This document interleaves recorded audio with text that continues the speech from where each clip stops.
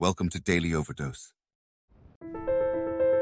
You can think intellectually in a no-think way. That's the art. It doesn't mean not to have any thoughts at all. It means not to be fooled by thoughts, not to be hypnotized by the forms of speech and images that we have for the world, not to be hypnotized by them into thinking that that is the way the world really is. Don't let words limit the possibilities of life. The easiest thing I've done was to get out from under the labels and to live the life that I live. The most difficult thing I've ever done was to believe that I can do it. When you don't know what's impacting you, and it's something that's holding you down and you're not aware of it. You live in a dominant culture that is designed to destroy your sense of self and your belief in yourself, and you have to learn ways in which you can begin to connect with this power that you have within yourself to handle where you are. The key is to be constantly in a perpetual process of discovering the truth of who you are and fighting constantly to look for ways in which you can escape the inner conversation. Now it's the mental game. And that's where people get lost in life, get lost in that next level. You must get your fucking self out of the fucking sewer. No one's coming in the fucking sewer to get you. It's dark, it's nasty, there's rats down there. It's your brain. You are the only person that can pull yourself out. The easiest thing in the world to do is to complain. The easiest thing in the world to do is to be negative. It takes work to have a perspective that see things on the right side of the coin. You gotta fight for that. It takes work to show up every single day, and when things are not playing in our favor, to say, you know what, man, I'm gonna still show up, and I'm gonna give everything I got to it because I value what I'm a part of. It takes work to have the right perspective. Turn off things that can contribute to your fear. Turn a deaf ear to people that all they can do is talk about how negative things are because they have bought into the consciousness of the world. Start attending workshops, seminars, listening to tapes on a daily basis to begin to recondition your mind, to retrain your thinking. Faith comes by hearing and hearing and hearing. Listen to things that can empower you, that can enable you to create a new reality for yourself and a new life for yourself. Develop the interior core where it doesn't matter if people call you crazy. One of the things limiting you from your income, your impact, a world-class life. You care too much about what people think about you. Everyone has an opinion. Why let the opinions of other people deny you from a life that will make history? If you are distressed by anything external, the pain is not due to the thing itself, but to your estimate of it. And this you have the power to revoke at any moment.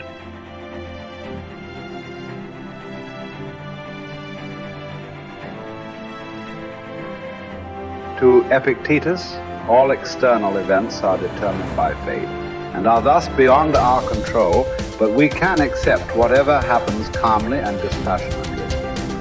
Individuals, however, are responsible for their own actions, which they can examine and control through rigorous self-discipline. Suffering arises from trying to control what is uncontrollable or from neglecting what is within our power. As part of the universal city that is the universe, human beings have a duty of care to all fellow humans.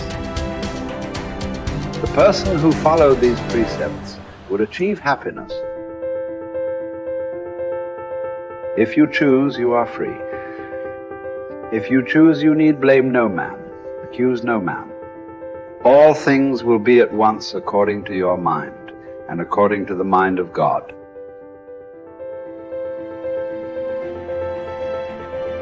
Richard Wright said it best. He said, the impulse to dream has slowly been beaten out of me through the experiences of life. So when you live in a culture that is designed to destroy your sense of self, where you are marginalized, where you have a feeling of being hopeless and powerless, and you're terrorized. I remember going downtown with my mother, and I saw a water fountain. I think I was about 5 years old, and I ran and I drank from the water fountain. All of a sudden, she grabbed me by the neck and said, "Don't you ever do that again," and started punching me in the back of my head and my face, and got me down on the ground. Was punching me relentlessly. And I said, "Mama, please, it's me, Mama, it's me," with this crazed look in her eyes. And then a white policeman came, and he had a nightstick in his hand. He was hitting it in his left hand. He said, "Okay, all right, you beat that little nigger boy enough. Now, I won't have to beat him with this nightstick." And he walked away laughing. And my mother broke down and started crying and saying, "Leslie, I'm so sorry. I'm so sorry." I said, "Mama, why'd you beat me like that?" She said, "These water fountains are for white only, son. And if that cop had hit me with his nightstick, he would have to kill me. I fought him till he killed me, and I left you and your brothers and sisters by themselves to raise themselves. I'm so sorry." And the book called Learned Optimism,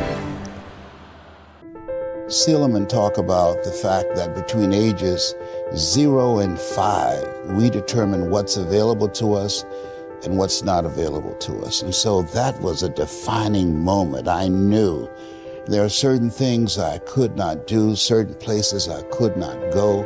They used to have signs on Miami Beach that said, "Jews, dogs, and coloreds not allowed." And so now you have to operate within the constraints of the dominant society and the things that they've created for you. And it's a challenge to see yourself beyond that and to work to get outside of that, even after those laws have changed, because that has become so much a part of you. You unconsciously operate within the parameters of what has been put in place. Like you're driving on the expressway, the 405, and you'll get off on an exit that you weren't going in that direction, but you unconsciously did it because you've done it so many times that many people, because they're not making a conscious, deliberate, determined effort to think outside of what life has thrown at them, they end up doing the same thing over and over and over again. Einstein said that thinking that has brought me this far has created some problems that this thinking can't solve. And so through relationships, through reading, through studies, through goals and dreams beyond your comfort zone, it allows you to begin to live out of your imagination as opposed to out of your history. Disney said, the imagination is a preview of what's to come.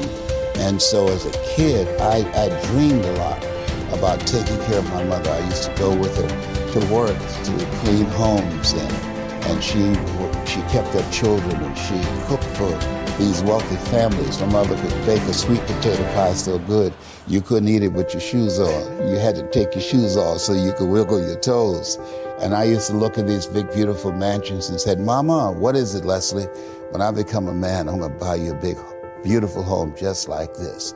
"Oh, you don't have to do this." I said, "I know, but you didn't have to adopt us either."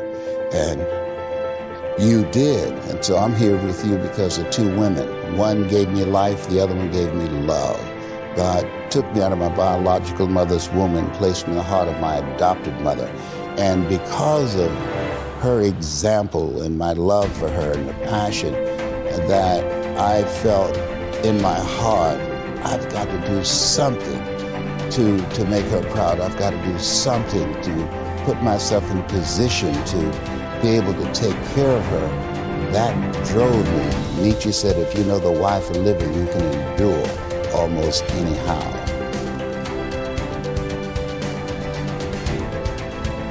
You journey to Olympia to see the work of Phidias.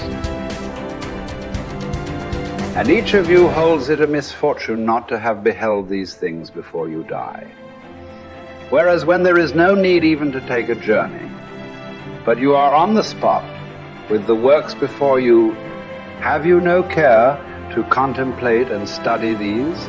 Will you not then perceive either who you are or unto what end you were born, or for what purpose the power of contemplation has been bestowed on you? Well, but in life there are some things disagreeable and hard to bear. And are there none at Olympia? Are you not scorched by the heat? Are you not cramped for room? Have you not to bathe with discomfort? Are you not drenched when it rains? Have you not to endure the clamor and shouting and such annoyances as these? Well, I suppose you set all this over against the splendor of the spectacle and bear it patiently. What then? Have you not received greatness of heart, received courage, received fortitude? What care I, if I am great of heart, for aught that can come to pass? What shall cast me down or disturb me? What shall seem painful? Shall I not use the power to the end for which I received it, instead of moaning and wailing over what comes to pass? If I show you that you lack just what is most important and necessary to happiness, that hitherto your attention has been bestowed on everything rather than that which claims it most, and to crown all, that you know neither what God nor man is, neither what good or evil is, why, that you are ignorant of everything else, perhaps you may bear to be told. But to hear that you know nothing of yourself, how could you submit to that? How could you stand your ground and suffer that to be proved? Clearly not at all. You instantly turn away in wrath. Yet what harm have I done to you? Unless indeed the mirror harms the ill-favored man by showing him to himself just as he is. Unless the physician can be thought to insult his patient when he tells him, "Friend, do you suppose there is nothing wrong with you? While you have a fever, eat nothing today, and drink only water." Yet no one says, "What an insufferable insult." Whereas if you say to a man, "Your desires are inflamed, your instincts of rejection are weak and low, your aims are inconsistent, your impulses are not in harmony with nature, your opinions are rash and false," he forthwith goes away and complains that you have insulted him.